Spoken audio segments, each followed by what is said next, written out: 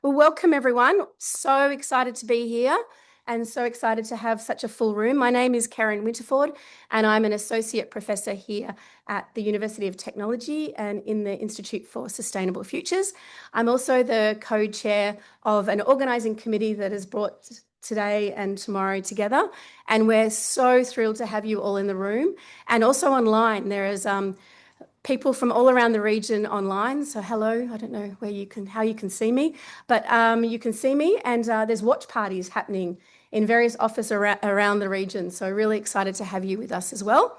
I'm not going to take too much of your time this morning. I'm just a bit of an MC. We've got a couple of programs within this plenary session, a few welcomes. We're going to have an interactive connection, hence the reason why you're on tables together. And then we'll go into our first keynote panel. So it's wonderful that we're all here together.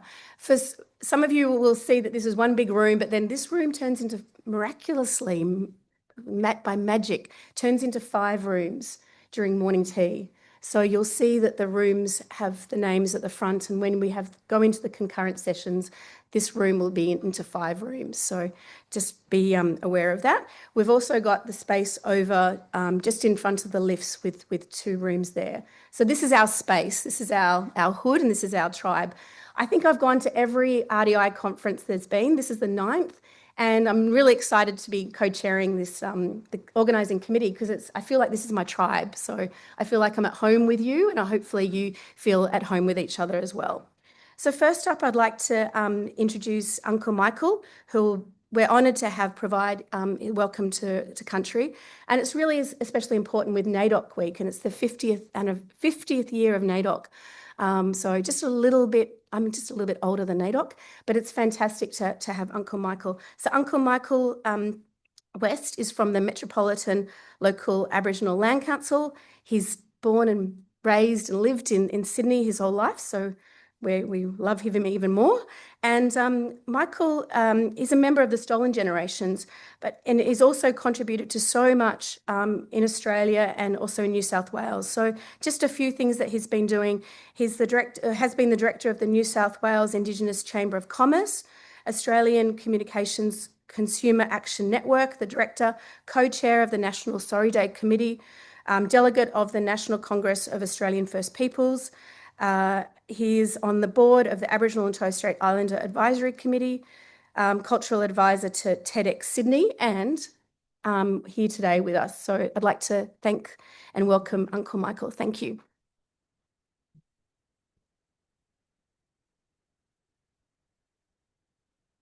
I'd like to say Bajadi Gamarua. Good day, everyone. How are you? You should be more enthusiastic. It's great. I like it how you're all sitting at the tables and they got everyone to do that, because it's all about connecting with everyone, isn't it? And about having a yarn, as we say, having a conversation, seeing what's working, what's not, so we can have better outcomes for our region here, not only in Australia here. A bit sad after last night. Yes, not very good, was it, for New South Wales? And look, sports are a pretty important part, I guess, in our lives when you think about it, but health and exercise. And when we think about health, we need to think about health in a holistic approach, as Aboriginal people do. So it's about mental and physical is just 2 components. We also have cultural, spiritual, community. If your community's not healthy, then you're not healthy. And obviously, it's a 2-way street. Also about country, as we know, it's important to look after country, Mother Earth, and we need to care for her. And we haven't really been doing a great job, have we? No, we got to get back to caring for Mother, because Mother provides us with everything. And also emotional health is so important too. And when you think about it, we've got a lot more adverse weather effects and storms and increase in their intensity and everything of what we have, whether it's here in Australia, the droughts, the storms we have, and also the floods and the fires and everything we have, they've increased. And I was going to say too, I'd like to acknowledge that we're streaming to a lot of different places around Asia Pacific. I think that's important. And here where we are, we're on the land of the Gadigal, one of the 29 clans of the Eora Nation. And obviously, some of the people in the room here do from Pacifica, and they do have, um, I guess, traditional watercrafts, bark canoes, as we have here in Sydney. We had, they're called Nawis, the bark canoes here, and we actually have a suburb out at southwestern Sydney that's called Nawi, named after him. So we're on Gadigal land here. Across that beautiful coat hanger, that's the Harbour Bridge for everyone who doesn't know that. That's what they affectionately call it because it does look like a coat hanger, doesn't it? And then the other side is Camaragal country, and there's a suburb of Camaray named after there. Being out in the bark canoe and Nawi paddling from Circular Quays, Warrane, and having a look on our right, we've got the beautiful Opera House there. Do you know what was before there, before the Opera House? What was there traditionally a long time ago? There was an island there, and there were middens, and the middens were taken by the British, and they're used in the first British buildings. So if you're at the Mint, Macquarie Street, if you're at Macquarie Street in the Mint, um, look at the mortar there and look at the little specks of shells in the old mortar. That's the lime. And that piece of land there where the Opera House is called Jubbagali, its traditional name. And we also have a beautiful sculpture up on the lawns above the Opera House. Has anybody seen that white sculpture? Yes, so a couple of people have. It's called Barra, Bara. It's in the shape of a Gadigal woman's fishing hook made from a shell. Paddling out, you would turn left going inland. Traditionally, whales would come in here with their little calves in their migration journey, as we have the whales migrating now. They would go down to a place called Darling Harbour, not too far from here. Its traditional name is Gomera, is traditional name down there, and they would rest there. They would know they'd be safe because they're part of the totems of the Gadigal. I'll explain what a totem is in a sec. So, there's a beautiful whale engraving over near the coal loader at Ball's Head there. There's also a shark engraving over on Berry Island on Camaragal country. As we're heading inland, we look on our left.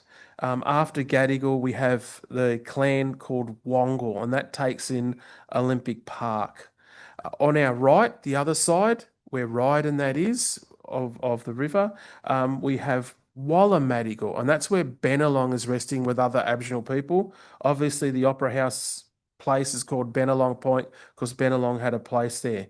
We keep going, there's a city that we hit, and it's named after the clan out there. Do you know what the clan's names is? The clan name. It's Parramatta, but it's Barra Marigo, Barra meaning eel. I know some languages like ours that have the rolling R. I think Greek, Spanish, Welsh have this rolling R. So Barra means eel, and that's the eel people out there. Barra migrates to the South Pacific in its journey to Pacifica, to our brothers and sisters out there. Also, there's a whole creation story about Sydney Harbour and the waterways being created by a giant Barra. And Barra is just resting off at East Balmain. There's a little island called Memel, Memel, or Memel, and it's Eye of the Barra. Very important island is coming back to us, and it's where clans would meet in the harbour there. Um, our totems, as I said, is very important. Our totems are a spiritual connection, but they're family. So that's why the whales, when they come in here, they be protected. And also, there's many different totems. I'll get you to look up one if you get your phones out. Thank you, and I'll get you to have a look. And I'm judging against kids in how good you are. Huntingbird Manuscript Vatican, Huntingbird Manuscript Vatican, and uh, so other totems are Bunda, the kangaroo, and Dinawan, the emu. Obviously on our coat of arms in Australia. But what's the unique thing about those two animals? They don't go backwards. They only move forward. Yes, and it's when you think about the symbolism of moving forward is understanding the past, acknowledging the past, but also understanding the present that you're in. So Huntingbird Manuscript Vatican, what have you found? What century is it? 1241, right? 1241. One can only imagine the Pope and the Cardinals looking at this wonderful totem. So, what are cockatoos like? Everyone says loud, usually. They're cheeky, they're intelligent, they're mischievous. They can be quite destructive. They like chewing on wood.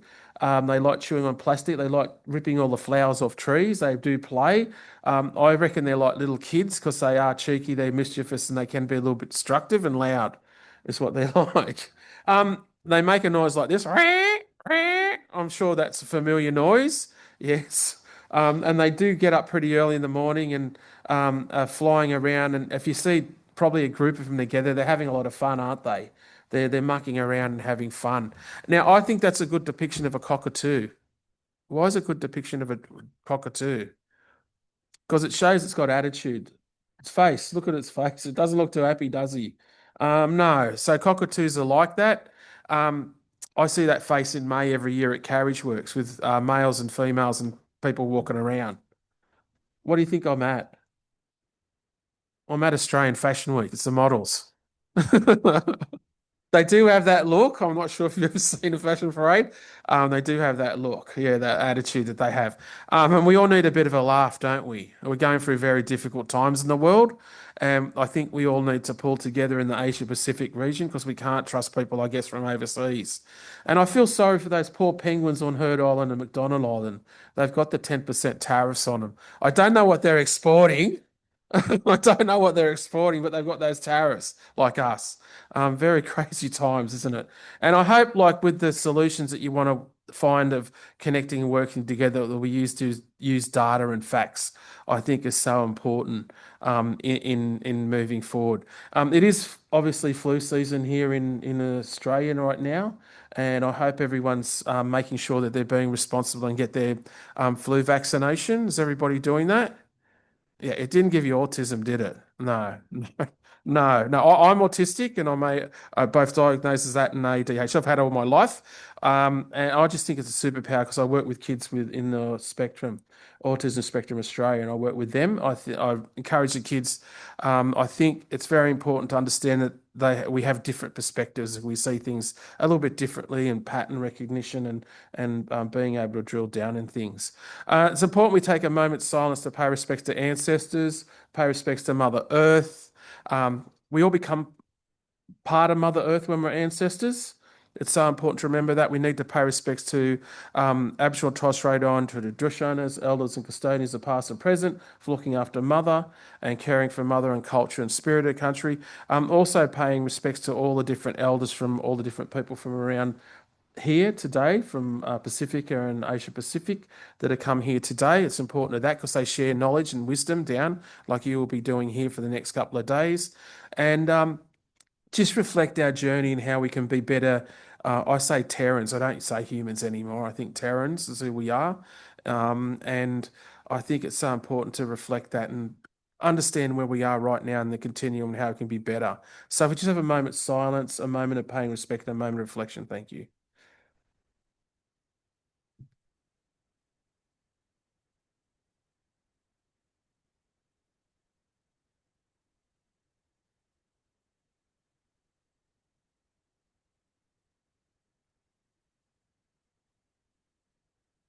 We have these three beautiful rivers, which are the boundaries of the Eora Nation. You've probably heard them before. What are they? Those who are from Sydney here should know. Hawkesbury, yes, also known as Derivin, the Georges to the south, and Nepean to the west. On behalf of Metropolitan Local Aboriginal Land Council elders and members, welcome everyone here. I'm sure you're going to have an interesting time the next few days. It's important, do try and have a bit of a laugh every day. It's important because, we're going through quite difficult times in this world. I don't think it's great when you have people going to places like Bunnings and they get it in other countries. I'm not sure if you know Bunnings here. It's a hardware store. And then you got black vans pulling up with people with black outfits abducting people. It's not the world we really want, is it? No. And you don't know where they've gone to and their families are traumatized. I think we need to do better than that as humans, as Terrans, and that we can work on that. And look, It is NAIDOC Week. It's about celebration of our culture. We've been here for more than 65,000 years. We have 40,000-year-old fish traps in New South Wales, and we have 40,000-year-old burial sites in New South Wales here, Mungo men and Mungo women buried with ceremony. Just some thoughts there. But I think people, First Nations people from around the world, do understand about connection to country, and we really got to listen to our brothers and sisters on this. And I think our people in Asia Pacific, our Pacific brothers and sisters, are quite vulnerable with climate change, and we need to understand that to help them and to be a bit smarter, I think, in that. I'll leave you with those thoughts. Always was, always will be Aboriginal land never ceded. Thank you.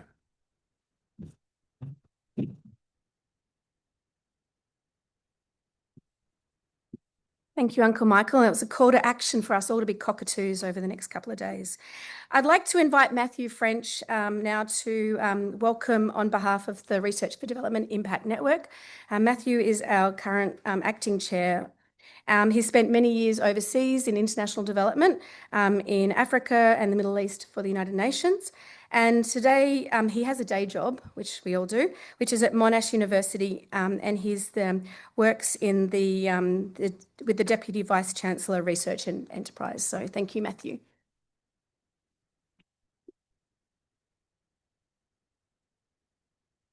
All right, good morning. Thank you, Karen. And maybe just to start, thanks, Karen and Liz as co-organisers of the committee. They've done an incredible job pulling it together. More on that in a minute. Uncle Michael, thank you so much for that warm welcome to country. As I woke up this morning, the wind bristling in the trees and the sunlight shining through, I just thought, what a magical place in the world for many of the reasons you've mentioned, but also as we think about the exchange, connecting, learning, sharing, it is fundamentally about coming together and learning from each other. And to be here today on this beautiful country and being part of tens of thousands of years of history of the most continuous living culture on Earth is such a privilege. I was going to say that I see a lot of places from Pacifica here, and obviously other places that they also have the respect for the animals and understand part of who they are. Absolutely. Respect for the animals across many different cultures in the Pacific, especially. Yeah. Thank you. I also acknowledge that we're meeting today on the Gadigal, the lands of the Gadigal people of the Eora Nation. Pay my respects to their elders past and present. And of course, the theme of NAIDOC, as Uncle Michael has mentioned, next generation youth. How do we build the youth that are going to help us solve the challenges we face, not just today, but in the future as well?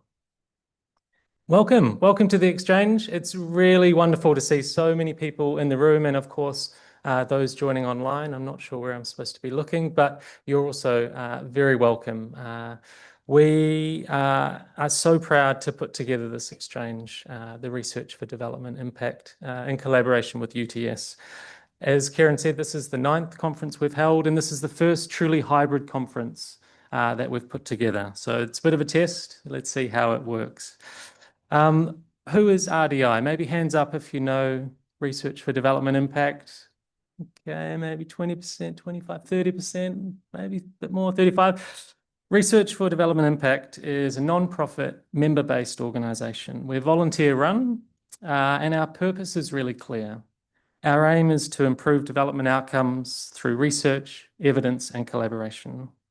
And as we heard from Uncle Michael, now more than ever do we need to come together across sectors. When we see the SDGs and how off track we are, when we see how multilateralism is under threat, we see the rising war and conflict, we see the dwindling aid, not to mention the whole closure of USAID and the ramifications that's having across the world in very real ways for people who are needing that support. We see escalating development needs. So these very real headwinds are some of the topics we'll be talking about during this exchange. I would also add there's opportunities as well. There's opportunities to rethink how development is done, to rethink how we come together to decolonize development and aid, to come up with new ways of financing and delivering development cooperation in this new frontiers that we find ourselves. So RDI, we exist to make it easier for people to come together, connect, share, and learn. We do 4 things, really simple. The first is we connect researchers, practitioners, and policymakers.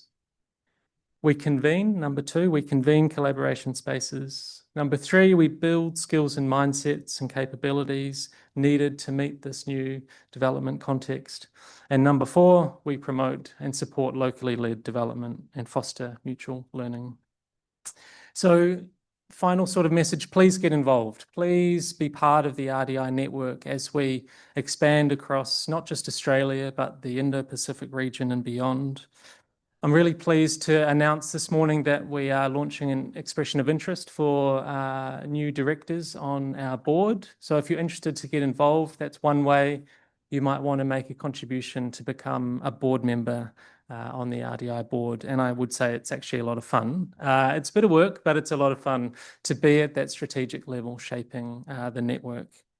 You could become a member, and many of you have as part of your exchange or conference participation over the next 2 days, and connect with us on LinkedIn as well.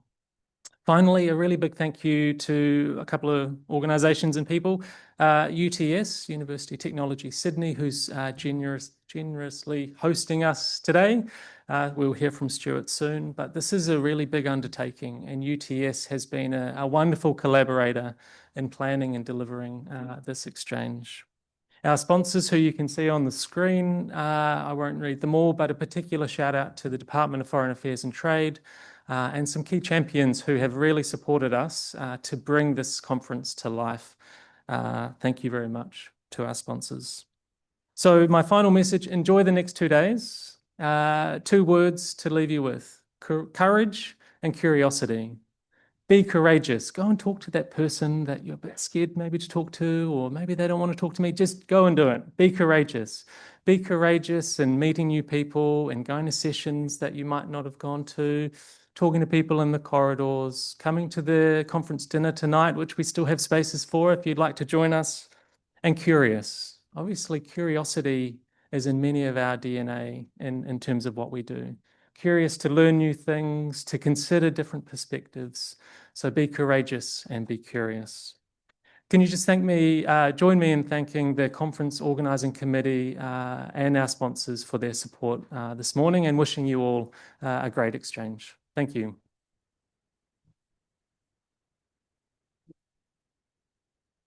Okay, there's themes emerging, people. So we've got cockatoos, and now we've got courage and curiosity. So there's a theme of C's happening. Lastly, I'd like to introduce Stuart White, who's the director of the Institute for Sustainable Futures, where I work. He's been a champion of the RDI network since before dinosaurs roamed, and of this exchange, not that you're that old, but you know, we're all old, and at the exchange this year. And yeah, just to note that Stuart was awarded a member of the Order of Australia, so he's an AM, last year for his outstanding contributions to environmental research, corporate sustainability, and higher education. So he's pretty special as well. Thank you, Stuart.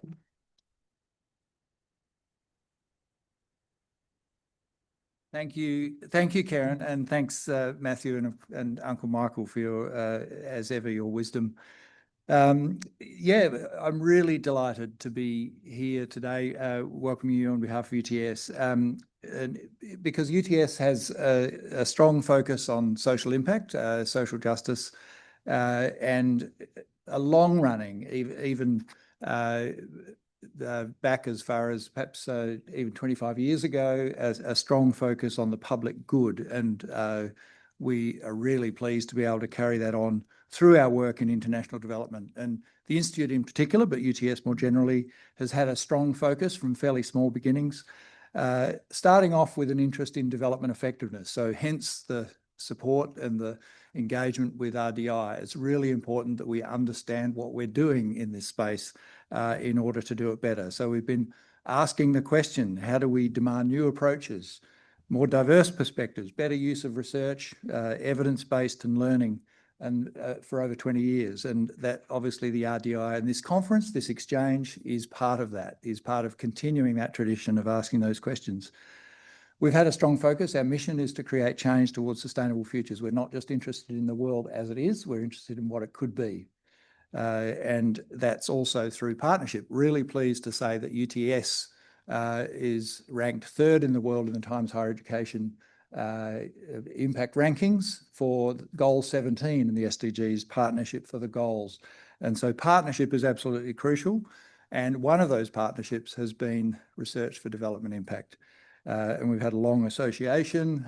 Juliette Willett was co-chair for a very long time of RDI, and now Karen is a board director and chair of the organising committee for this exchange. And it was in this very room 12 years ago that we hosted the 2013 Development Futures conference at the time. The predecessor, lots changed in that time, as both Matthew and Uncle Michael have said. We live in challenging times, but that just means that the task we have over the next 2 days is even more important. So all of us in this room are working towards the goal of a better world, and that task just got harder, just got more important. And I know that through courage, curiosity and cockatoos, you're going to make it even more gainful in the next 2 days. So I hope you all enjoy, and as Karen said, I hope you maximise every possible exchange you can have. Thanks.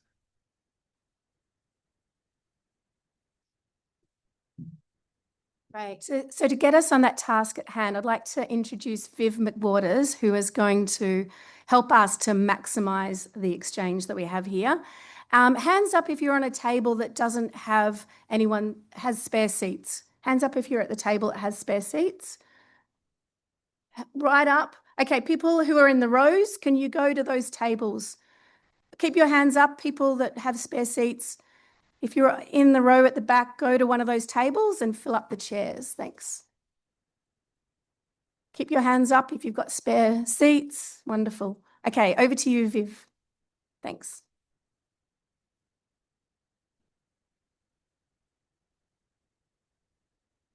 Microphone, please, somebody. Microphone? Yeah. Excellent. Good morning, everyone. My name's Viv. I'm from Wadawurrung country in Victoria, and welcome to the exchange.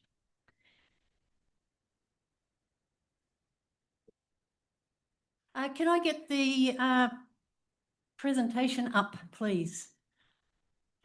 Yay, that's me. Excellent. Hands up if this is your first exchange. Hands up really high. Look at you all. Welcome. Hands up if you live outside of Australia. And a very special welcome to you, especially to Sydney. Hands up if you live in Greater Sydney. These are the people who are welcoming you to this fabulous country and to this fabulous city for this exchange. And hands up if you have had any role at all in putting this exchange together. We know there's been a committee, but we also know there's been other people who have been helping. So anyone who has helped, hands up. Let's give them a big round of applause. Okay, I need a clicker. Here it is. Do you want to tell a story with me? All you have to do is say yes. I want to get a bigger yes. Do you want to tell a story with me? Excellent. Is this story about coming to a conference in Sydney? Is this story about being overwhelmed by the number of people who are here? Is it about standing around awkwardly, wondering how you can talk to somebody when everybody else seems to be networking like a pro? Is it about wanting to connect with new people and reconnect with old friends? Don't you think that the best way of connecting with people is to make the first move? I need a bigger yes than that. Don't you think that the best way to connect with new people is to make the first move. Yes, excellent. And don't you think that it's good to walk up to somebody who is standing by themselves and saying hello? And doesn't every new connection start with some form of hello? So welcome to the network, and let's get connecting by saying yes. Now, yes is the first step, but it's not the last step.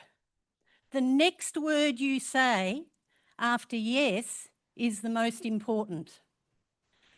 Because if you say yes, but, that's actually a no.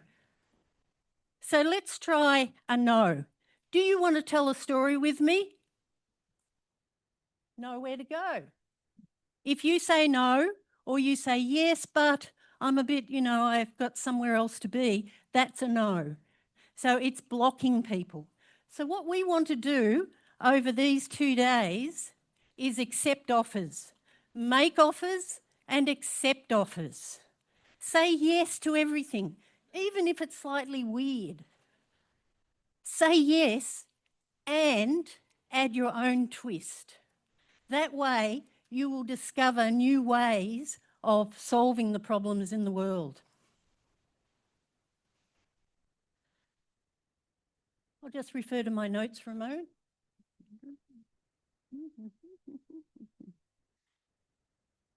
Let's make it easy for you to do those connections.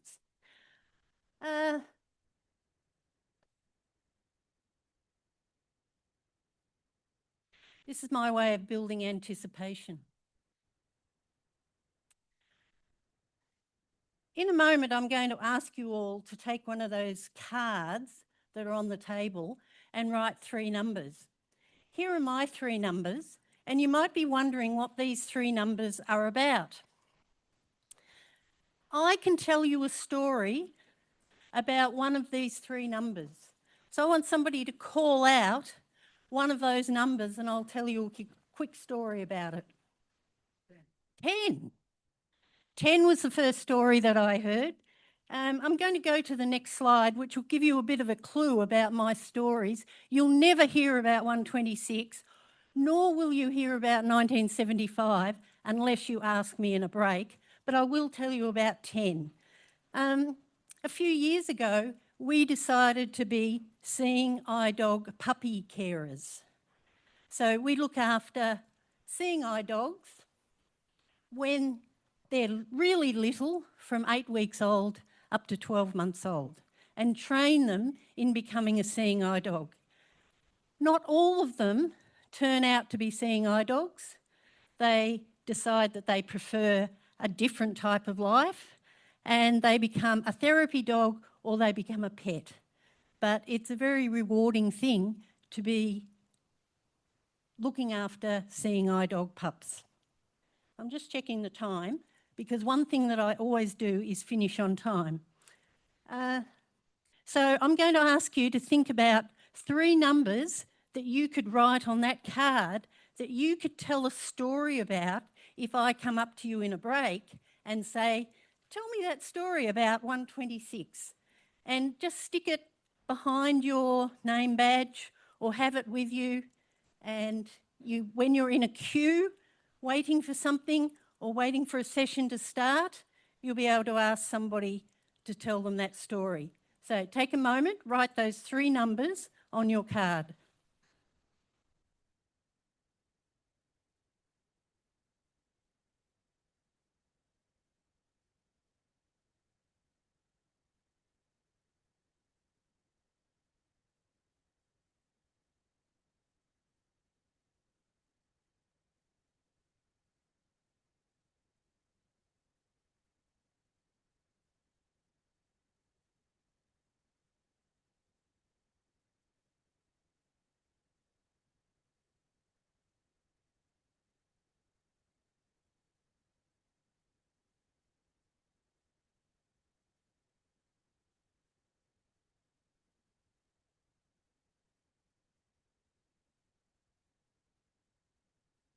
Okay, I'm going to try ringing this bell. Excellent. If you haven't thought about your three numbers, feel free to do that. Oh, the lights just went down. We don't need the lights down. It's okay. Feel free to write your three numbers at any time, but do it and ask people those questions. So we've been talking a lot about being connected, and in this book that was written by Karen and her colleagues, I found this phrase which says people are increasingly connected. I thought it was appropriate for this conference. And most of us don't have enough time to read books, especially ones that are as thick as this, because it's so full of really good information. But we can read a single page and share what we know from that single page.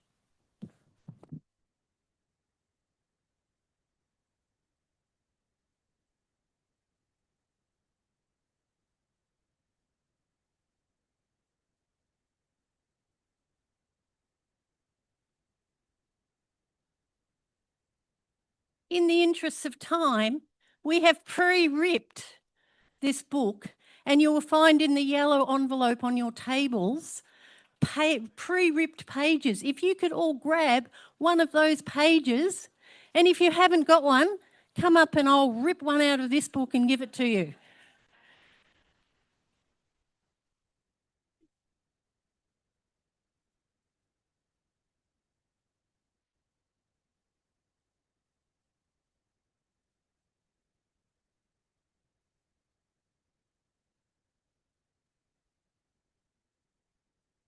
You can have two.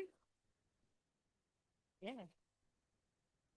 Anybody else need a page? When you've got your page,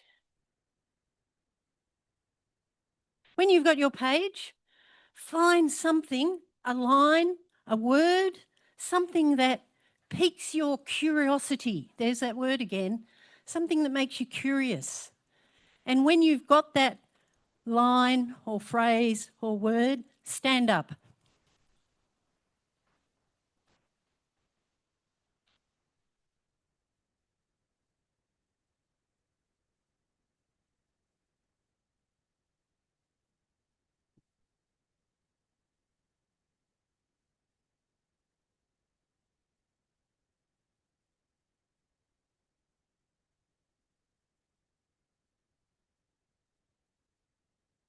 Okay, I'll get everyone on your feet now.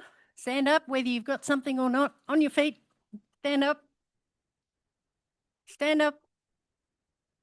Turn around. Find somebody who is standing behind you or not somebody you're sitting next to, and you have 35 seconds to share what's on your page. Go.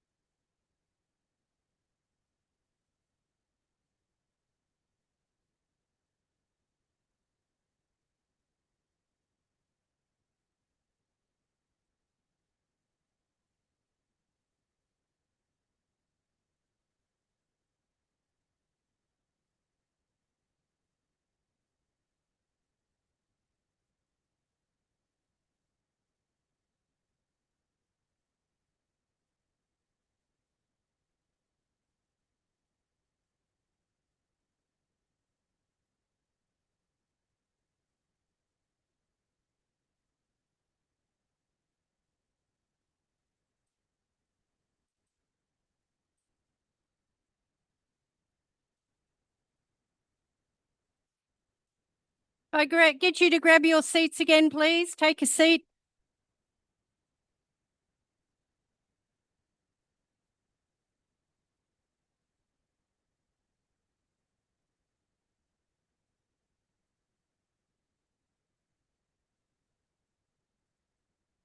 So here's another tool for you to use. If you don't know anybody in the room, you can use your page and you can go up to somebody and say, what's on your page from that book about reframing aid? And one of the things we know is there's a thing called accelerated serendipity. I'm reading a book at the moment about serendipity, and it's not just luck. We can manufacture ways to enable new connections and new ideas to emerge. So I'll encourage you to use the 3 numbers and the page from the book as a way to foster those new connections. Now, with the 1.5 minutes I have left, I have a slideshow for you of connecting and networking tips. I have 10 slides, and we will be looking at 3 of them. They are numbered 1 to 10. I will be taking a number from the audience. I'll go to that number, and we'll see what happens next. So I'd like a number between 1 and 10, please. 11. I don't have an 11 slide. 7. 7. Look, see? The universe provides serendipity. We can design conditions that make chance discoveries not just possible, but probable, even inevitable. And it's entirely up to you to build those connections and to make that happen through being a cockatoo, through curiosity, through connections. Okay, another number. 9. What am I at? 7, 8, 9. This is David White. He's a poet, and one of his best lines from all of his poetry is being half a shade braver. So this is a good thing to think about if you're unsure about something. You don't have to be fully in. You don't have to dive straight into the deep end. You can just be half a shade braver. Go up to that person that you have always wanted to talk to. Go up to that person who's standing alone. Have a chat with them. Put your hand up next time to run a workshop or to provide a session at the network. Be half a shade braver. And you've got 1 slide left. You'll never know what the other 7 slides are about, so pick wisely. 2.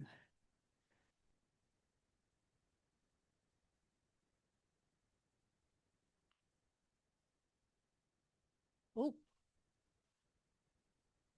2. So we've been doing this already this morning. The thing that connects us as humans, as we know from all sorts of cultures, is its story. Our stories are what connects us. So while we know that data and information is really useful and helpful and we need it to prove what we're suggesting, it's the way we share our stories that helps connect us with our other human beings. So I'll encourage you to do that over the next 2 days. And thank you very much for having me. I'll just whip through to the end of my presentation.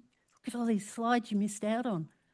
And that's me. If you want any more information about connecting people and ideas, there's a code you can scan up there and send me an email.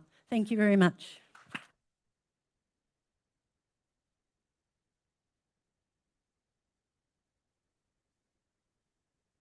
Wise and working. Thanks so much, Viv.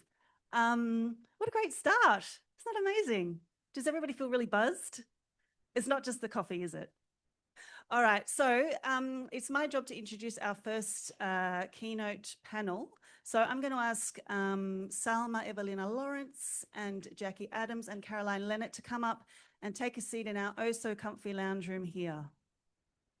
And while they're getting settled, I'll just let you know that for those of you tech-savvy people who've already downloaded the Wova app, you can go into the Wova app, navigate to this session, and you'll see that there's a Q&A section. So that is where you can post all your questions. It also has that feature where you can like other people's questions. So please do that because we will have some opportunity at the end to do that. For those of you who haven't downloaded Wova, have you been living under a rock? Could you please do it now so that you can fully engage in this session? All right, and I'll hand over to you, Caroline. Thank you so much. Good morning, everyone, and welcome to this really special keynote session on decolonizing development research and practice. So we gather today on the stolen and unceded lands of the Gadigal people, and I honour the elders of this country, past and present, and pay deep respects to all First Nations people who continue to resist the ongoing violence of colonisation. There is no neutral ground here. This violence is not just historical, it is structural and ongoing. It shows up in incarceration rates, stolen children, missing women, extractive mining projects, and the limited space for First Nations knowledges in our institutions. And the struggle for sovereignty continues. If you are non-Indigenous like me, we are guests on this land, and we carry a responsibility, not just to acknowledge country, but to actively reckon with what it means to live, work, and research on unceded lands. We continue to witness colonial brutality around the world, and a genocide has been unfolding for over 100 days now. We are failing a test of our humanity. With a genocide comes the destruction of knowledge and scholarship.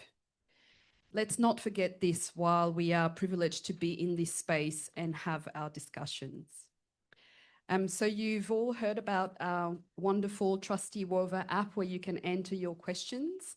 And so we have Linda who has joined us online. Hello, Linda. And it is my great pleasure now to tell you a bit more about the keynote panelists. So online we have distinguished Professor Linda Tuiwai-Smith, an internationally recognised scholar who has significantly influenced the field of Māori education and health. Known as the mother of Indigenous studies, her groundbreaking book, Decolonising Methodologies, Research and Indigenous Peoples, remains a seminal work in the field. Professor Tuiwai-Smith has held numerous leadership positions, including the founding co-director of the Māori Centre of Research Excellence, Pro-Vice-Chancellor Māori, and Dean of the School of Māori and Pacific Development at the University of Waikato. She is a long-service member of the Council of Te Whare Wananga or Awanui Aorangi, an Indigenous tertiary provider in Aotearoa in New Zealand, and is currently the co-deputy chairperson. She is a companion of the New Zealand Order of Merit, a fellow of the Royal Society of New Zealand, and a recipient of the Prime Minister's Award for Lifetime Achievement in Education. Yes. Next to me, we have Dr. Salma Evelina Lawrence, who is a transformation strategist. She works to decolonize international development through her roles in executive management and governance. In her scholarly life, she researches decolonial ethics, epistemology, and feminism, drawing from the ethics and epistemologies of her own Papua New Guinean and matrilineal culture within a broader Oceanic and Pacifica culture. These multiple lenses position her to generate theory from practice, contribute to scholarly dialogue, and bridge the divide between academia and civil society praxis. She has been the Director of Risk Management Advisory Practices for Deloitte and Touche in London, New York, and Sydney, and she has worked for United Nations agencies, including in Afghanistan and Bhutan. She offers a podcast-based course titled Conceptualizing Decolonization for Development, and her publications can be found at drsalma.com. Salma is an honorary associate professor in the School of Culture, History and Language at the ANU, and she sits on the board of WaterAid Australia.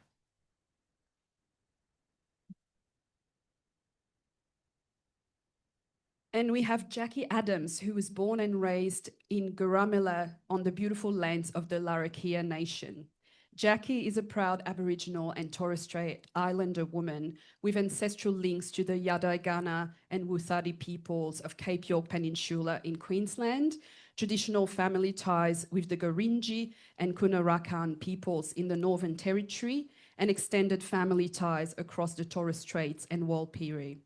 Jackie is a Global Atlantic Fellow, a worthy recipient of the ACFID Outstanding Contribution to the Sector Award, and has over 30 years' experience in government and non-government and international development sectors.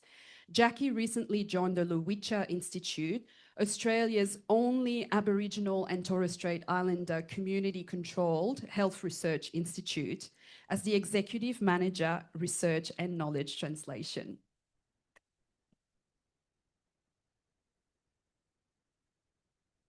What a terrific lineup of speakers.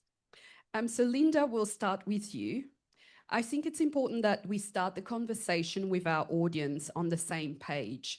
So I wonder, Linda, whether you could give us a bit of an explanation to help us understand what we mean by decolonizing research and decolonizing development practice. Well, tēnā koutou katoa. Greetings, everyone. Greetings from my whenua land to where you all are, and to the ancestors there, past and present and future. Thank you for having me on this panel. That's quite a difficult question to sort of answer, like pop it out. But I think my work really has been about trying to understand the knowledge, the way knowledge was part of imperialism and colonialism, the knowledge project, if you like.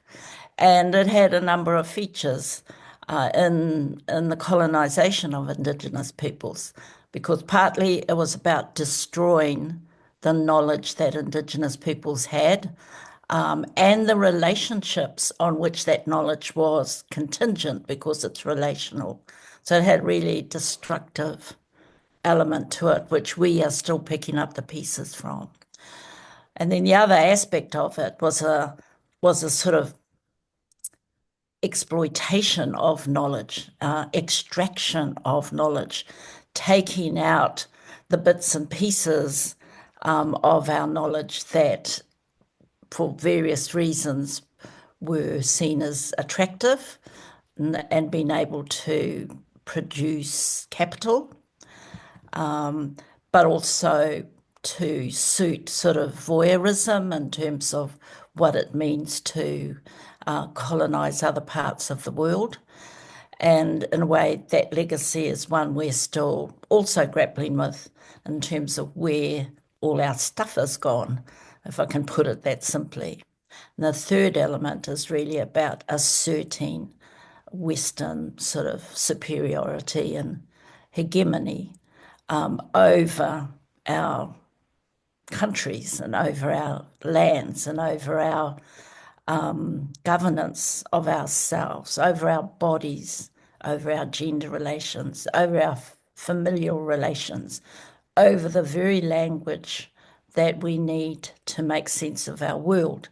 So to be able to kind of unpack that has been really, I guess, the core of my work around decolonising research methodologies. And then to think about, well, so what does it mean for us to do our own research?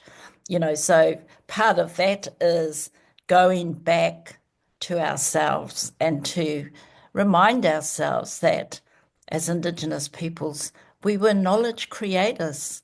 We created knowledge. We valued knowledge. We had ways of classifying and categorising our world on which we established our knowledge. So there's that aspect of it. And it's really returning to that as a key driver to help us ask our own questions.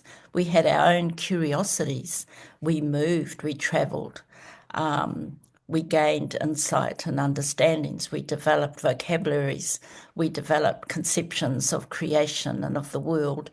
We understood stars and the heavens and the skies, as well as the oceans and, you know, nature. And we saw ourselves as deeply part of nature, deeply connected and in relationship to nature.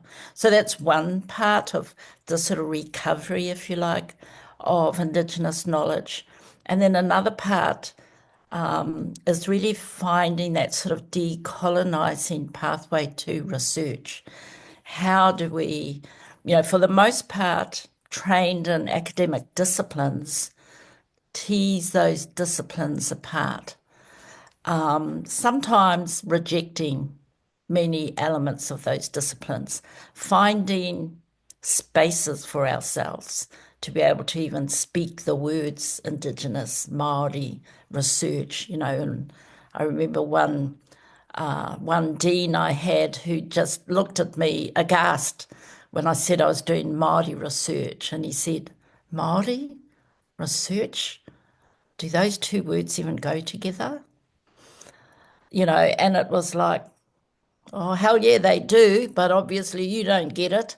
So it was really finding those spaces in the academy, which when I started writing this book, remember, was in the basically in the late 1980s and early 1990s. Those spaces were very hard to come by. They're very rare, and they often were contingent on the sympathy or conditional allyship of colleagues in order for us to find a safe place and to create a different kind of dialogue.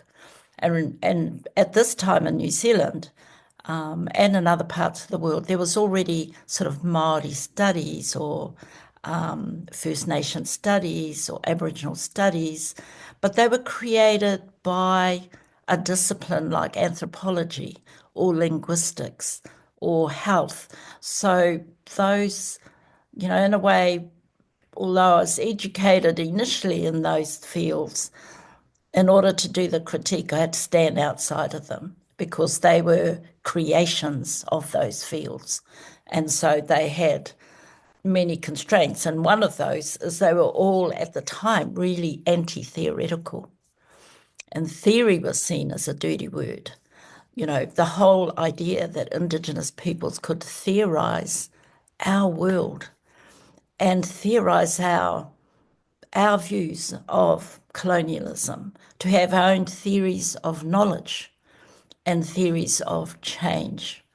So I don't want to go on, but that's a snapshot of, I guess conceptually where I started in thinking about decolonizing methodologies. I do remind you of the time period when I wrote this, and because I do acknowledge the amazing, fabulous work that younger generation Indigenous scholars and scholars of colour have developed since then. Thank you so much, Linda.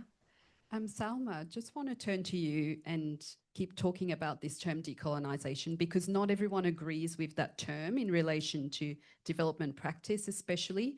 Temriz Khan, for example, has challenged the term decolonisation, localisation, shift the power, and has argued for a more radical view that turns the focus on countries themselves as the key drivers of development and proposes the end of the aid systems as we know them.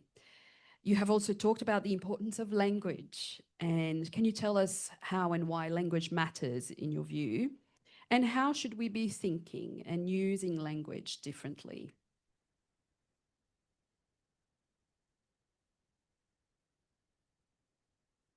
Is that on? Okay, thanks. I'm probably going to come back to you and say, what were the different parts of the question? But I want to pick up on something that Linda started off by saying. She said, she mentioned the word whenua, welcome to my whenua, something to that effect. And we were talking earlier about connections. Viv was asking us to make connections. And for Pacifica peoples, the cognate of the word whenua is one of the ways that we make connections. So I come from Papua New Guinea. On my dad's side of the family, we come from Port Moresby. We are the Motu Koita people of Port Moresby, the indigenous people of Port Moresby, who speak the language Motu. And our word for whenua is hanua. So you can immediately see the connection there. My mother's family comes from a place called Milne Bay, which is further down the southeast coast of PNG. And our word there is yanua. And if you think about Fiji and Vanuatu, Vanua, Fiji also says Vanua. So there's these connections that we have as Pacifica peoples, long existing connections, obviously through our languages as well. So if we were in PNG, I would also say, welcome to my Yanu. And I'm going to come back to your question and the many different parts of your question. The language of decolonization, yeah. Look, first of all, I think it's okay to disagree. I know Temrese, and we've had conversations and we disagree, and it's possible to disagree without othering the person with whom you're disagreeing. And I think we don't see that happen very often in the world that we live in. So Temrese has a particular view, I have a particular view, but in the context of using language, I think that we all use language unconsciously. We never think about the words that we use, and we don't think why we're using those particular words. So I use decolonization as an analytic to think about the power relations in the era that we live in. Whereas I think Temrese, when she talks about, Temrese is talking about an end state. Where are we going? So it's two different things. If I can give the example of the work that Reverend Professor Upolu Va'ai, who's from it's now the Pacific Communities University, it used to be the Pacific Theological College. He talks about a Pacifica whole of life way as the end game. But in order to get to that end game, to analyze the current situation that we Indigenous peoples live in, he talks about colonization, decolonization, the decolonial. So he uses that analytical framework to arrive at an end state, which is a self-determination state. And self-determination is going to mean different things to different people.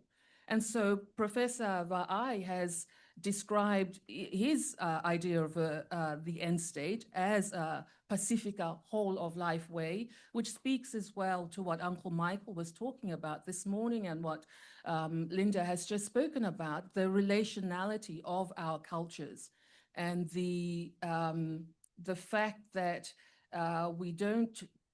relationality actually applies also to obviously to knowledge and the way that we view the world.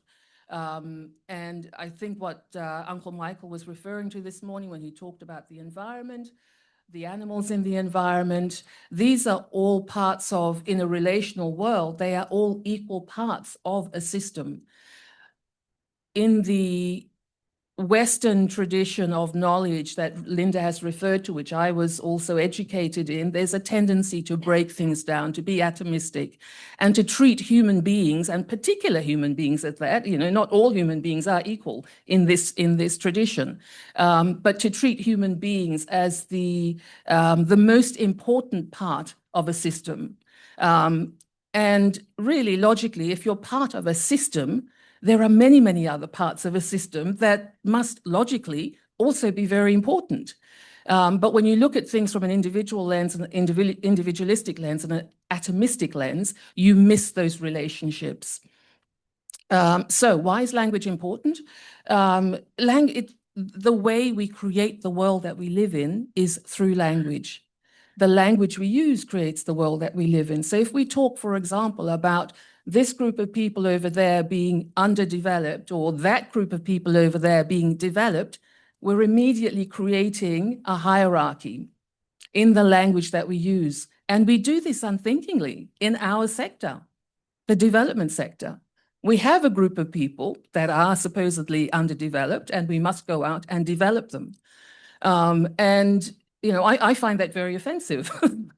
As a Papua New Guinean, I find that very offensive. As Linda has just mentioned as well, we have had our own ways of being. The fact that we've occupied the island of New Guinea for over 10,000 years says something. We were actually successful at living the lifestyles that we had. But in the last 70 years or so, or probably, well, the last 70 years is the age of development. Obviously, the age of colonization is much longer than that. But somewhere along the line, it's been determined that actually Papua New Guineans and a lot of other Indigenous people don't have any knowledge of any value. And I'll illustrate this with an anecdote, which I've written about, and I think the paper is going to be published very shortly. But the people of the highlands of New Guinea are amongst the first agriculturalists in the world. 10,000 years they've been practicing agriculture. And that's not just, it's cultivation of crops, it's building terraces, it's altering the environment. So agriculture in the true sense. In this, I saw this article online in a blog about an AVI, an Australian volunteer who'd gone to PNG. The image that came with the article showed a white woman. She'd gone up to the highlands of PNG and she'd apparently taught people in the highlands of PNG agriculture. And I was really very curious. I mean, what could she possibly teach people who'd been practicing agriculture for 10,000 years? And the article said that she taught them how to plant tomatoes and lettuces. And I was like, wow, you know, in a sweep of a pen, the knowledge of 10,000 years that these women held, the Highlands women, has been completely obliterated. So these are the things that Indigenous people still have to negotiate today. The fact that our knowledges are not considered equal to Western epistemic traditions. Yeah, thank you. Yes, you can clap. You've both already outlined the skepticism about First Nations knowledges, and it's such an important point to start a conference like this. But Linda, I'd like to return to you, if that's okay, and talk about your book that was first published 25 years ago. And yet you've identified that progress has been very slow in decolonizing methodologies. And so what do you think needs to happen to decolonize knowledge and research? And do you have some good examples to share with us? It's all about power, right? And for Indigenous peoples, it's about sovereignty, self-determination, regaining our relationships, restoring our relationships, restoring our language. And with that comes the pulling together of our knowledges and our systems of knowledge. So, yeah, it's not an instant, you know, there's a day where we can say, oh, we're decolonized now, we can move forward. To me, decolonizing is always this process and this journey. A big part of that journey has been the restoration and healing of ourselves, putting ourselves back together again, if you think about it like that. And then the other part is really working in our various contexts, both internationally, you know, in the United Nations system with the Declaration of the Rights of Indigenous Peoples, but also in our own jurisdictions, trying to gain a foothold into systems of power. And that's the most difficult. And I'm not just talking about political systems, because the academic system is itself extremely powerful. So changing the way knowledge is legitimated and accredited. You know, it's not necessarily what we just do at a university, academic, higher education level. It's also what is taught in our early childhood centres, in our elementary schools, in our communities about what matters, and about developing, you know, a curriculum that suits our people's contemporary aspirations. You know, I'd like to say we are uncomplicated Indigenous peoples, but actually we're really complicated. And because we're really complicated, there's no one fix-it solution. You know, much of it is about trying to return to the ways where we used to be able to be collaborative and have consensus. But, you know, colonisation basically wrecked destroyed much of that. And I'm talking about colonization as a broad sort of idea of the political, economic, cultural, social, religious, spiritual, environmental, you name it. It fragmented us. So Christianity, for example, and its various forms, created different kinds of spiritual understandings. The whole environment and the destruction of our environments was also the destruction of our food sources. When you destroy a people's food, as we can see now in real time, you destroy their lives. You destroy the health of their babies. And, we in Aotearoa and maybe in some other, first world countries that see themselves as advanced democracies, we're still recovering from that. But the world is still doing that to other peoples. So sheer survival is still a challenge for many Indigenous and minority communities. They're just trying to live. They're trying to live like in the next hour, in the next day. And, you can witness in real time, if you like, if you look at what's happening in Palestine, what that chaos is doing. Every educational institution, has been destroyed. Health institutions, when you just imagine that, and then knowledge and language become a privilege almost, our own knowledge, our own language, because we're trying to survive. So, yeah, I'm not sure if I answered your question, but it's work in progress. Have we given up hope? No, because I think Indigenous peoples are going to be around forever and we'll just continue our struggle. Thank you. That's an important consideration also for us to keep in mind. Jackie, I'm going to come to you now, and you've talked about accountable allyship. Tell us more. What does that mean? Yeah, hi everybody. I'd like to acknowledge that I'm on Gadigal land as a visitor and pay my respects to the people of this country and thank Uncle Michael for his welcome this morning. Allyship accountability is something dear to my heart. I am an Aboriginal and Torres Strait Islander woman, and that's a hat that I can never take off. So I'm always worried for my mobs and how they are represented and how they are supported. So I kind of morphed my thinking into allyship accountability because I've worked in the non-Indigenous space for most of my career and have always had to fight and justify and stand up for Aboriginal and Torres Strait Islander people, their voice, but also Indigenous peoples more globally, and also the voice of countries in the international space in which we are doing onto. So that's my context. So allyship is an interesting term because in my travels, it gets thrown around as a word of kind of a badge of honor that you've self-selected into. So in terms of accountability, if you look up a definition of accountability, there's many of them, but one is about taking ownership and responsibility. So as an ally, who are you allying to? Who's determined that you're an ally? So from an Aboriginal and Torres Strait Islander perspective, I'm really interested to call that out in terms of Aboriginal and Torres Strait Islander people determining what the non-negotiables are for them in terms of whether you come into their space and are seen as an ally or not.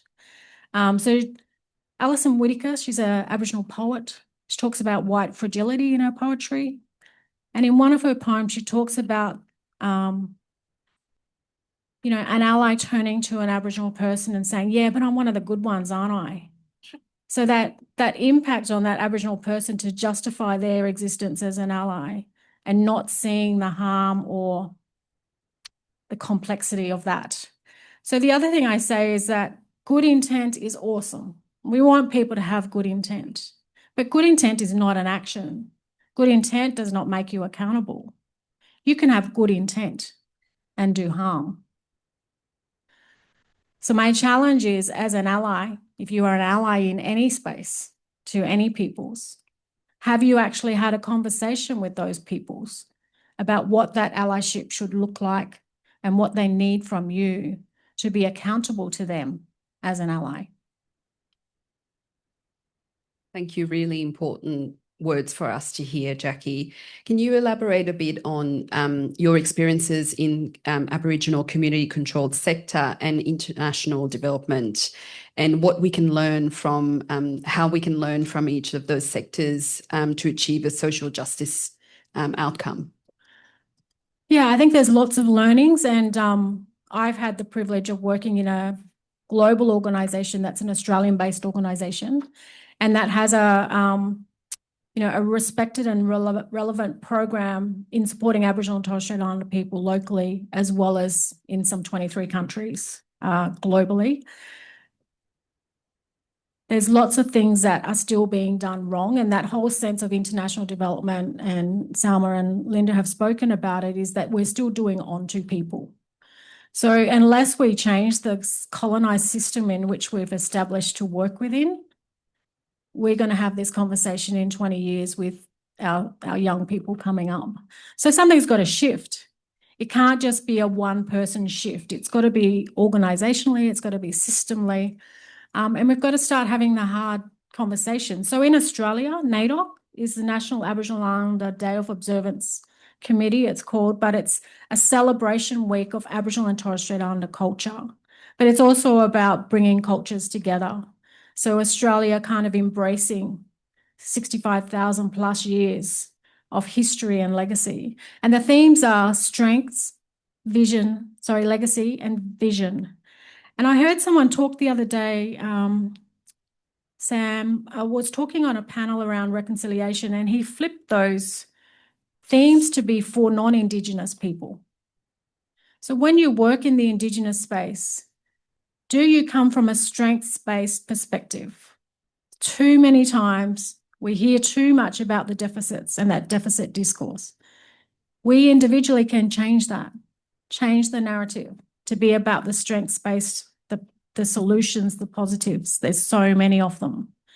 What is your vision in this space? So in international development, what is your vision? If your vision is to improve the world for those in which you're providing services to or supporting, are you doing that in the system that you're currently sitting in? Or are you doing that in the actions that you are currently taking or the way that you are currently working? And legacy, what is the legacy that we are upholding?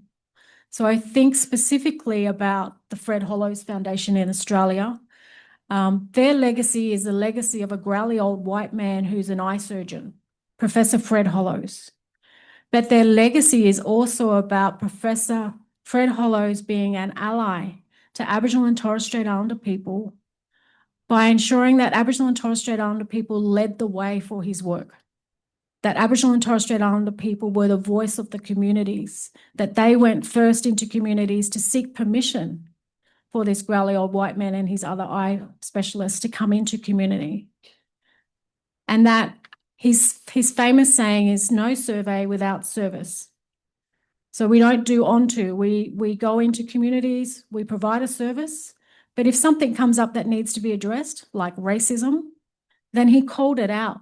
He wrote to the Attorney General back in the 1960s, calling out racism. Not a sexy thing to do, not a nice thing to do. That's allyship in action. That's accountability. We don't see a lot of that these days. If I think about, so the Uluru Statement from the Heart in Australia was an invitation to all Australians to walk with Aboriginal and Torres Strait Islander people for a better world. It came with love and hope. In 2023, we had a referendum to vote for Aboriginal and Torres Strait Islander people being recognised in Australia's Constitution and to have a permanent voice, seat at the table, only when decisions were being made about Aboriginal and Torres Strait Islander people. Not too much to ask, you would think. But it was voted no. So that referendum failed, like most of our referendums in Australia. But of that, 6 million people voted yes. So that is allyship in action. Of those that voted no, I would suggest that there is people who proclaim that they are allies in there. So I would challenge them to think about that. Why did you vote no? What advantage does that give Aboriginal and Torres Strait Islander people in that space? Now, I also know that Aboriginal and Torres Strait Islander people voted no, and I can understand their justification for doing so. The system has not changed.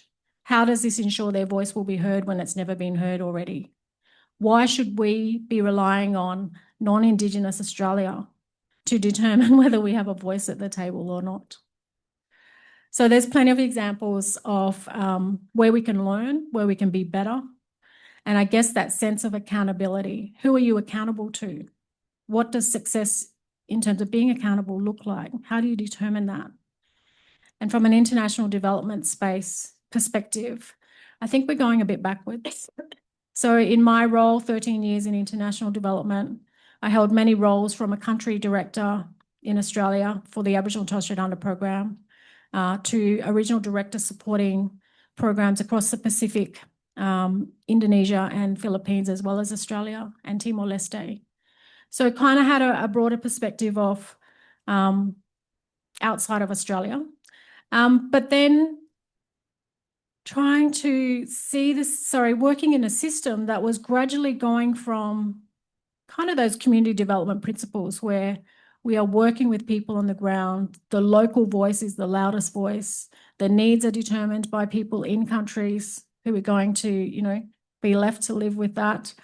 But to big international agencies holding the capacity. So not building the capacity on the ground, not looking at sustainability of effort going forward, not looking at what support do countries need and where is the exit point? What does that look like? How do we support the exiting right from the beginning? So there's some of the key learnings that I would suggest. Thank you. Just a brief reminder for the people in the room and online that you can post your questions on the Wova app because we're going to start taking questions shortly. But Jackie, you've given us some really good provocations. I'm going to ask you key panelists to also give a couple of provocations before we move to Q&A. Salma, would you like to go first? Thank you. Yeah, you've probably seen me scribbling down things as Linda's speaking and as Jackie was speaking because they're ideas that resonate. And Linda, for example, mentioned, Indigenous peoples. We create our own knowledges. We have our own theories of change. And if you work in international development, you know that every program, every project is supposed to have a theory of change. But who are the people who are creating those theories of changes? They're not the people in the communities where these things are going to be implemented. I think that there's a lot of literature as well on how development projects have failed. And that's probably because the theories of change weren't accepted by the communities that people were working with. But the other point that I wanted to make is that theories, it's great to be able to, I don't know whether this is happening because I've not seen it, I've not read about it. It's great to be able to have the community contribute to a theory of change. But it's also necessary to give that community space to fail and to learn from their failure. And we don't do that in international development. If something goes wrong, okay, no more funding, we'll move along to the next project. And so we've created this system of dependence on other people bringing in solutions. And when the imported solutions don't work, it's the fault of the community. So this, Jackie just mentioned, the system has to change. We're running around trying to do piecemeal change. We talk about decolonizing international development. For me, international development, this sector is it's part of a broad global system that we all live in. And my provocation is that that global system is fundamentally flawed. It continues to enable the accumulation of extreme wealth in the hands of a very few. It continues to enable violence on different populations on this planet. It continues to marginalize particular knowledges. So it's not just about decolonizing international development. It's about dismantling the system. That's my provocation. Wonderful, Linda. Over to you. Yes, we can clap. I agree. And I was just thinking, Selma, that when I think of international development, it's not much different from thinking the way the word development is used in our own context of, Indigenous development, economic development. It's about bringing goodies from the West, like the example you gave about, teaching us to grow tomatoes and lettuces, and so we don't continue to grow the things that we were experts at for thousands of years. So I think the notion of development, it's quite a powerful word. It's hard to actually find a good alternative word. People use the word social transformation or the term. So it sort of hangs around and is used in multiple ways to mean, very diverse things.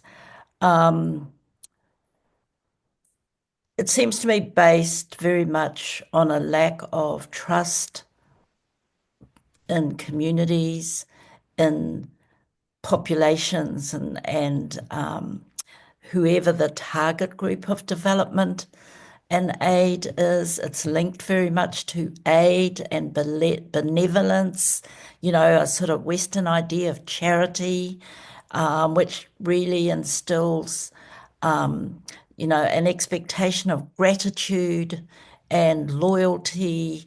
So those are not the best conditions, right, to build a new sort of hopeful and effective and impactful sort of world.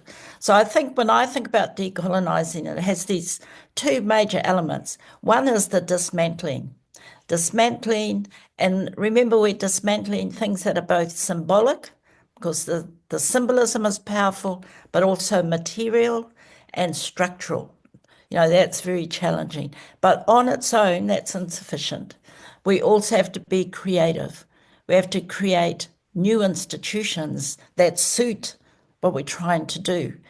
I mean, I think we've been quite successful in Aotearoa and around education, creating new educational institutions.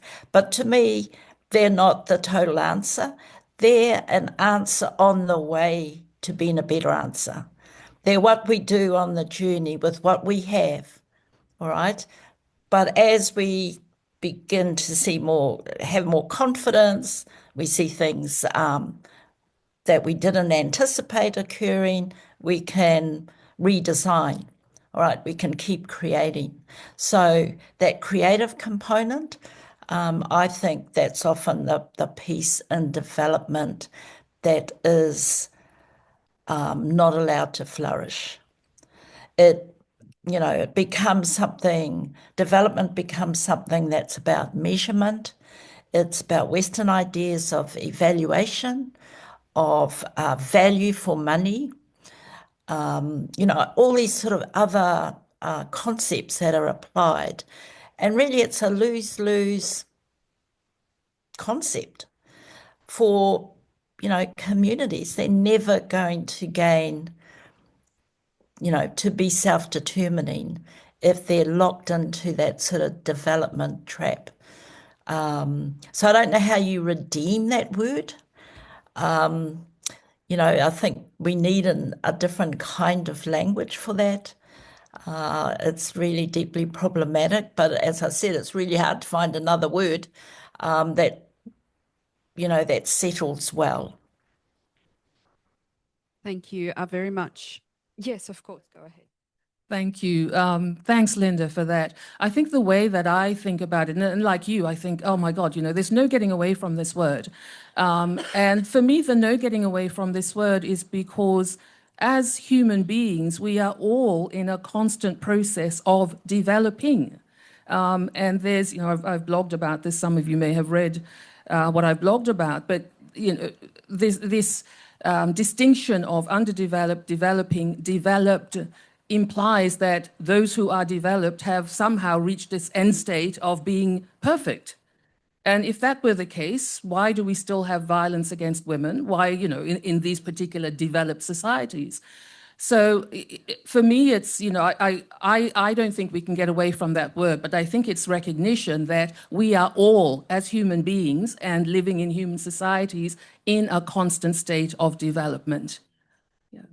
I was going to say, I very much like this idea of us trying to find better answers, which is so relevant to a conference like this. We come together to work towards better answers, and that keeps the fire burning for me.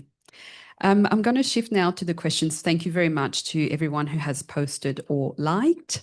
So I'm going to go with the top two questions. The first one, and please feel free to jump in if you feel it's relevant for you to answer. How do we influence the funders of development to shift where power lies in knowledge production, in how the goals of research outcomes are set, etc.? So how do we influence funders of development? I'll be brief. This is such a huge question. And I'm probably not going to answer it directly. The way I'm going to answer it is to think about how change happens in general. And I think the most recent evidence says that change happens when a critical mass believes in something, and that helps to shift the status quo. And so if you look at social movements of the last 50 years, the civil rights movement in the US, Black Lives Matter is one movement. What was the hashtag? Me Too, thank you, hashtag Me Too. These critical masses bring things into public consciousness. And so change happens over a long period of time. I think Linda alluded to that as well. We do have an expectation living in this world of instant information that we do something today and the change will happen tomorrow.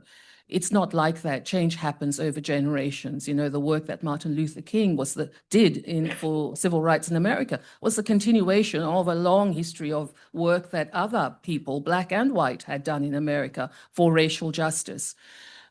So to come back to the question that was posed, how do you influence the funders? Well, you start building a critical mass of people who believe in the same thing. You start building that critical mass of allies who are accountable, and we all work together to shift the structures that we live in. I don't know that I can answer it any more directly than that, but in the work that I do, and Lynette, you mentioned the podcast that I offer. That podcast is about building a consciousness and trying to develop a critical mass of that consciousness so that shift can occur. Yeah, and I'd just add that, say no. Like, why do you have to take the funding with these parameters if you know it's not going to work? So I know that's pretty controversial, but change the narrative. So if I think about not government, but if I think about philanthropic funding or funding that's coming from organizations, we should be able to have the narrative around this is what can be achieved instead of them saying, well, this is what I want out of it. So we've got to shift those conversations and the narrative to be about what are we ultimately trying to achieve? How do we get there collectively without doing harm to the people that we're trying to achieve it for? And in terms of government, I think, I would just say no. So if you think about our work, Fred Hollows Foundation work in Australia, Aboriginal and Torres Strait Islander people have the highest burden of disease in this country, highly resourced, highly developed country, but yet we have people living below the poverty line, people living in third world conditions, but we kind of don't show that to the rest of the world. So if you're wondering why we work in this space, that's why. But for the program in the foundation, the key principle is not to accept funding from government so that we're not competing with Aboriginal and Torres Strait Islander organisations out there. So in some ways, we've said no to government for funding for that program, and we have to seek it elsewhere. But I've seen that more from the community driving the needs-based and the solutions and the program that they want to falling into the trap of those providing the funding dictating what they want out of that funding and then designing the program, which isn't going to work, but we still take the money. So my answer is to say no. Linda, I might ask you the next question. Many of us have been trained in Western epistemic institutions. What are key things we need to unlearn to decolonize our own research and development? And how can those teaching the next generation support the decolonization process in their training of future researchers and development practitioners?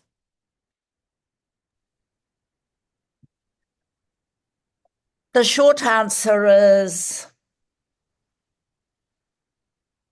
actually to attend an Indigenous learning institution and to start there before heading into an academic Western style institution. That's a short answer.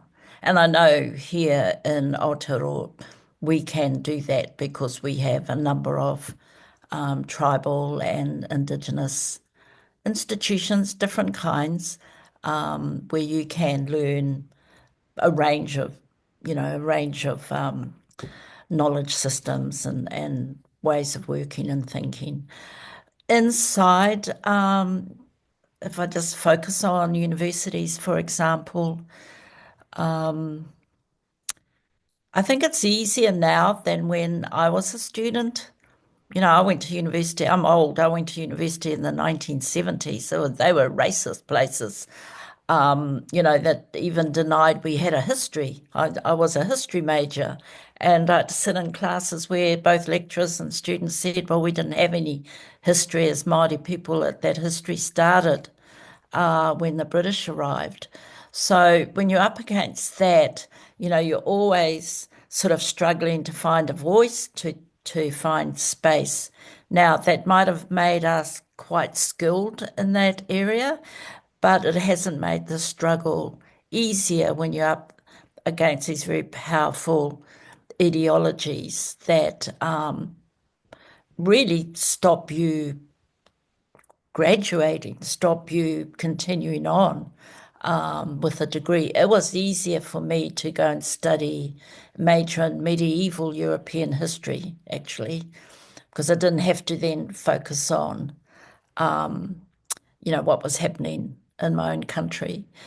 So there's no easy answer. But what I do know about all the young Indigenous scholars I meet around the world is A, how strong they are, B, how optimistic and hopeful they are, 3, how much better than that they are now than my generation at speaking out, joining each other up. They've just got cool strategies for sharing ideas and looking after each other, and developing collaborative ways to move boundaries. I think I lucked out and ultimately by finding sympathetic colleagues and professors who supported me, but it was good luck because many of my contemporaries didn't survive. The university system is very harsh. So I don't have an easy answer, but what I do have is enormous pride in the number of young scholars we have who've come through.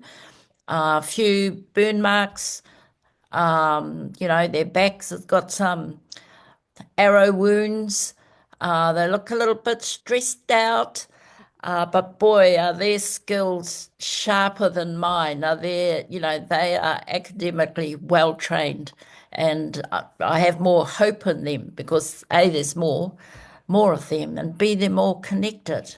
It was very hard to, remember I was doing all my studies before the internet. I mean, I wrote my PhD on Word Perfect 9. I manually did footnotes and references. What I cited was what I physically read in an actual book or an actual journal in the library. I didn't have access to the knowledge that you younger ones have access to. And, so that gives me a lot more hope, because I guess what my generation have tried to create is a literature. And hopefully that literature has given you something like a scaffold that you can build on. And we didn't have that.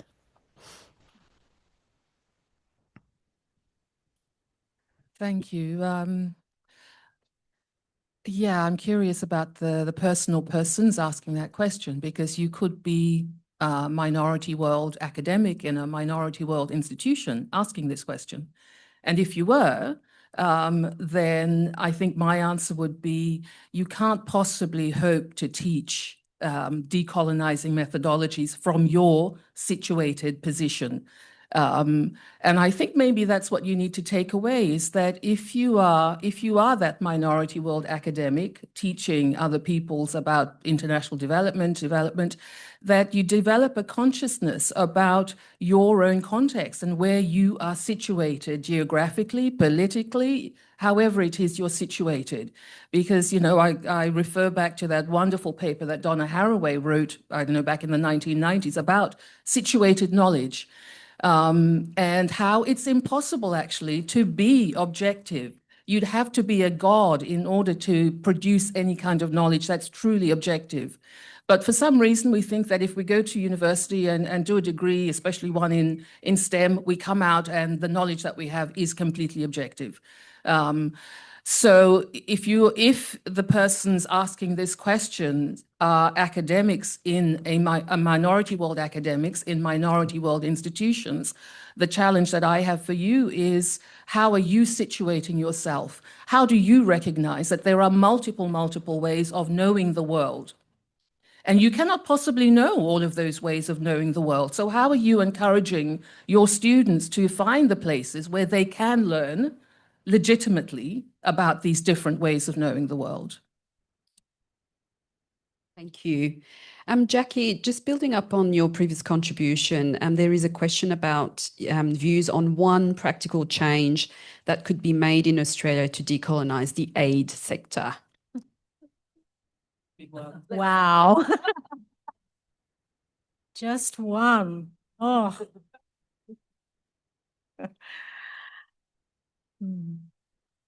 Well, it's one, but it's complex. You got to tip it on its head, don't you? You got to change the way we do stuff. The community and the people that we're trying to support and build capacity of and ensure sustainability have to be the priority voice. They have to be in the driver's seat of the bus. The rest of us are providing the seats, the bus, the fuel, the food, at the tools to fix the bus. But we're not in the driver's seat, and we should never be in the driver's seat unless they've asked us to. So that's one. It's complex. And I don't know how you would do that in your individual spaces, but you've got to think about how you would do that.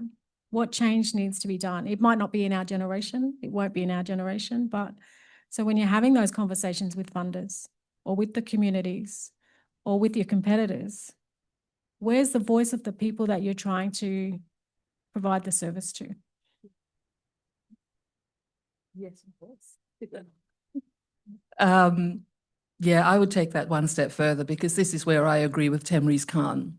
Dismantle the aid system altogether, because it creates dependency. It doesn't mean that there cannot be relationships of exchange between different communities and different countries, but build those relationships on the basis of really providing for self-determination. And the example that I think reference was made earlier to the dismantling of USAID and the impact that that is having on various communities, particularly in Africa. And I think I want to draw, at least point out one thing, that there is actually a group of people, probably not people who work in the humanitarian space. I make the distinction between humanitarian and development. But there is a group of people who have said, yay, good riddance, USAID, because that'll allow us to have a level of self-determination. So the question I think that I would put to everybody in the room is, how do you create a system that allows for self-determination, because the system that we have at the moment is about dependency. Awesome.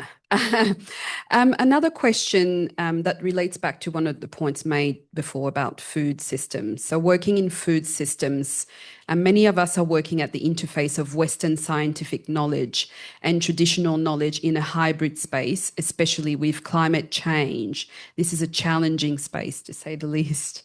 Do you have any guidance on how to work in this space for a just and sustainable future?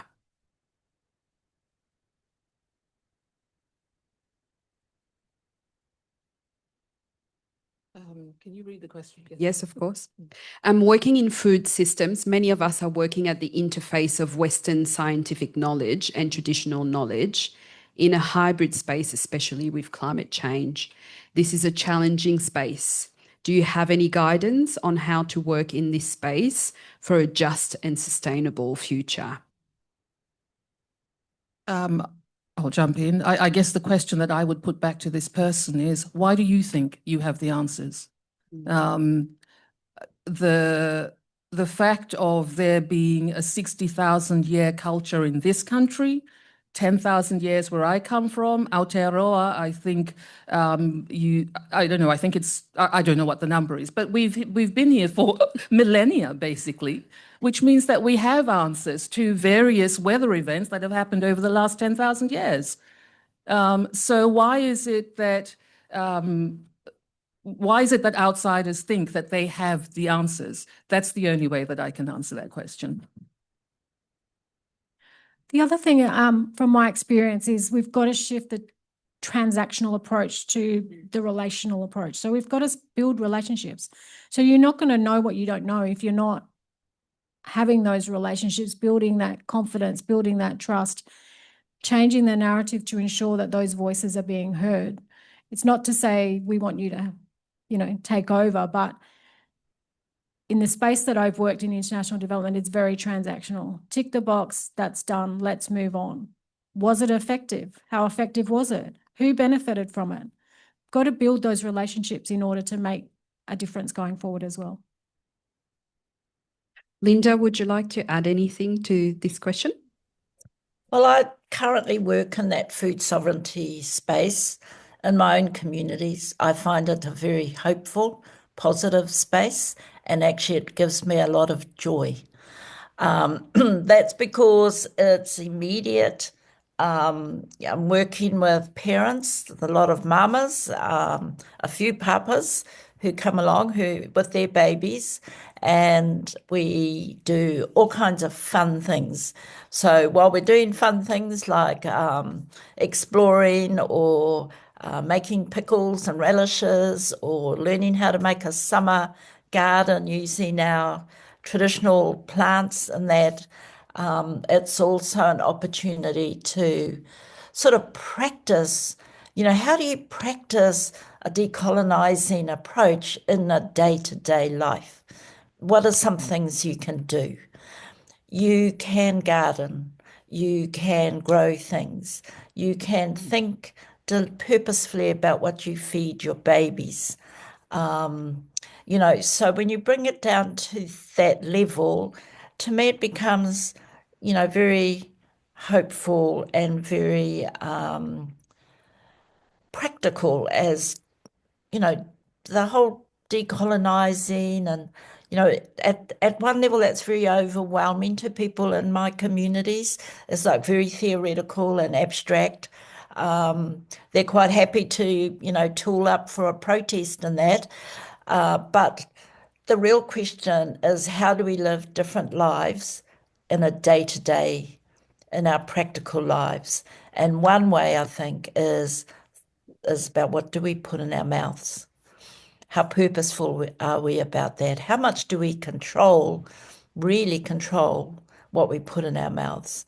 And what are some strategies and tools we can use to exercise more about that? And, I know working with the parents we've had, when they've done analysis of, what they buy, why they buy what they buy, the role of sugar in their diets, all those sorts of things. It really does make them stop and ask, or what can I do about that? And when they make a little slight change, it gives them a great deal of accomplishment, a sense of accomplishment. So I don't think it's a challenging, despairing space. I think it's a challenging, optimistic space. I might ask the final question, because I don't like to be the person standing between you and morning tea, but also because we've already received so much generosity from our speakers. It goes back to the issue of language. It seems that development is a word many of us feel uncomfortable with. Why do we keep using it? And should we try to start the change of the sector by renaming it?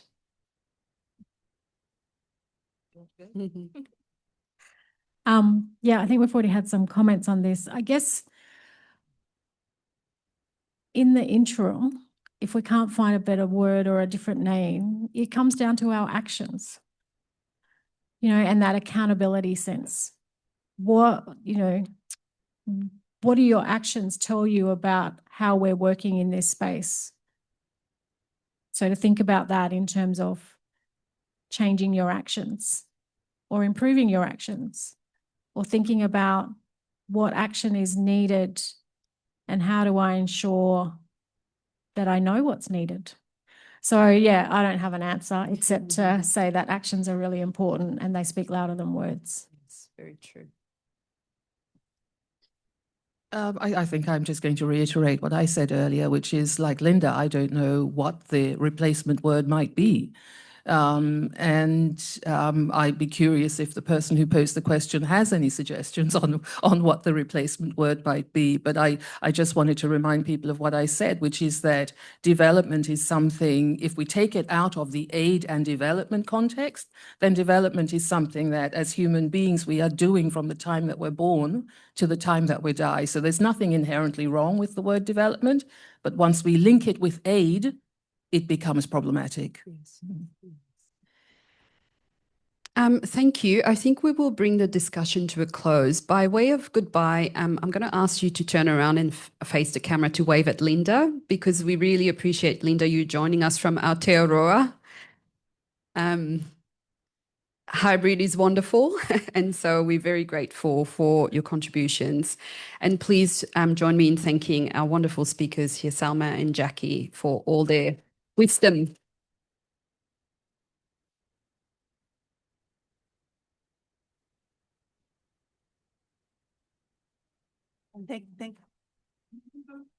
Thank you so much, Caroline.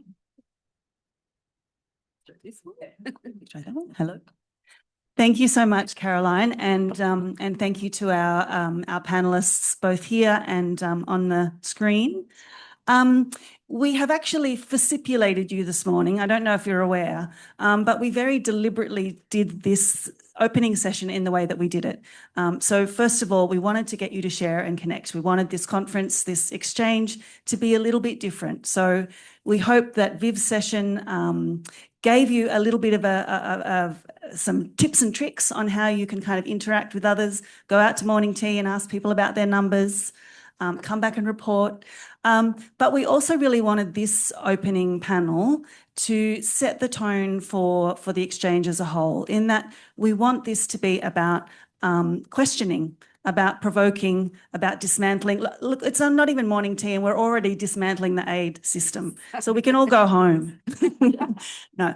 Over the next couple of days, I think we will get some good practical ideas about how we can do that.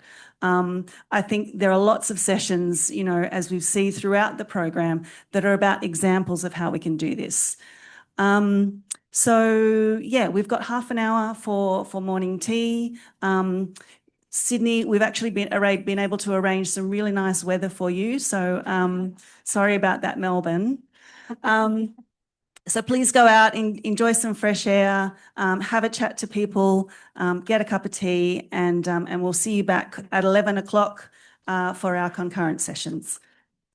11:30, sorry. See you at 11:30. Thanks, everyone.